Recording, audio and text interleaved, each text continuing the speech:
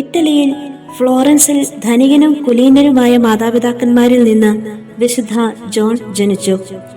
ക്രിസ്തീയ തത്വങ്ങൾ യൗവനത്തിൽ സമ്മിക്കായി അഭ്യസിച്ചുവെങ്കിലും ക്രമേണ ലോകമായകളിൽ അദ്ദേഹം മുഴുകി. സുഹൃദാഭ്യാസത്തിനുള്ള ന്യായങ്ങൾ അദ്ദേഹത്തെ സ്പർശിക്കാതായി.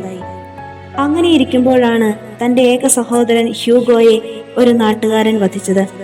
ആ വധത്തിന് പ്രതികാരം ചെയ്തില്ലെങ്കിൽ തന്റെ അപമാനം തീരുകയില്ലെന്ന് ജോൺ വിചാരിച്ചു. അക്കൊല്ലം ദുഃഖവെള്ളിയാഴ്ച ഫ്ലോറൻസിൽ സ്വഭവനത്തിലേക്ക് പോകുമ്പോൾ ഒരു ഇടുങ്ങിയ വഴിയിൽ വെച്ച് ആ ഘാതകനെ കണ്ടുമുട്ടി. ഉടനെ വാളൂരി അവന്റെ കഥ കഴിക്കണമെന്ന് ജോൺ വിചാരിച്ചു. ഘാതകൻ തൽക്ഷണം കുതിരപ്പുറത്തു നിന്ന് താഴെ ഇറങ്ങി ജോണിന്റെ പാദത്തിങ്കൽ വീണുകൊണ്ട്, അങ്ങ് ആരുടെ പീഡകളുടെ ഓർമ്മ അനുസ്മരിക്കുന്നുവോ അവിടത്തെക്കുറിച്ച് തന്നോട് ക്ഷമിക്കണമെന്ന് അഭ്യർത്ഥിച്ചു. സ്വഘാതകരോട് ക്ഷമിച്ച ക്രിസ്തുനാഥന്റെ ഓർമ്മ യുവാവിന്റെ ഹൃദയത്തെ സ്പർശിച്ചു. അയാൾ പറഞ്ഞു, യേശുക്രിസ്തുവിന്റെ നാമത്തിൽ ചോദിക്കുന്ന യാതൊന്നും ഞാൻ തിരസ്കരിക്കുകയില്ല. നിന്റെ ജീവിതം മാത്രമല്ല, എന്റെ മൈത്രിയും കൂടെ നിനക്ക് ഞാൻ തരുന്നു.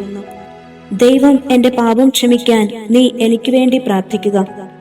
പരസ്പരം ആശ്ലേഷിച്ച് അവർ യാത്ര പറഞ്ഞു. അവിടെ നിന്ന് അദ്ദേഹം പോയത് വിശുദ്ധ ബെന്നറ്റിന്റെ സന്യാസവക ആശ്രമ ദേവാലയത്തിലേക്കാണ്.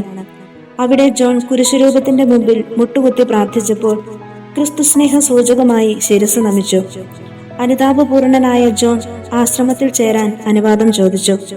ജോണിന്റെ കോപശീലത്തെ ഭയന്ന് ആബട്ട് അല്പം മടിച്ചെങ്കിലും അവസാനം ജോണിന് സഭാവസ്ത്രം നൽകി.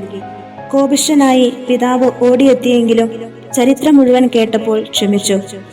പ്രാർത്ഥനയും നിരന്തര ധ്യാനവും വഴി ജോൺ തന്നിലുണ്ടായ മാനസാന്തരം നിലനിർത്തി. ക്രമേണ ശാന്തതയിലും എളിമയിലും ഏകാന്തതയിലും ക്ഷമയിലും അത്യധികം പുരോഗമിച്ചു. ആബട്ട് മരിച്ചപ്പോൾ ആ സ്ഥാനത്തേക്ക് ജോണിനെ തിരഞ്ഞെടുക്കാൻ അംഗങ്ങൾ അത്യധികം ആഗ്രഹിച്ചെങ്കിലും അദ്ദേഹം സമ്മതിച്ചില്ല. അവിടെ നിന്ന് കൂടുതൽ ഏകാന്തതയ്ക്കായി ടസ്കനിയിൽ ഒരാശ്രമം സ്ഥാപിച്ചു.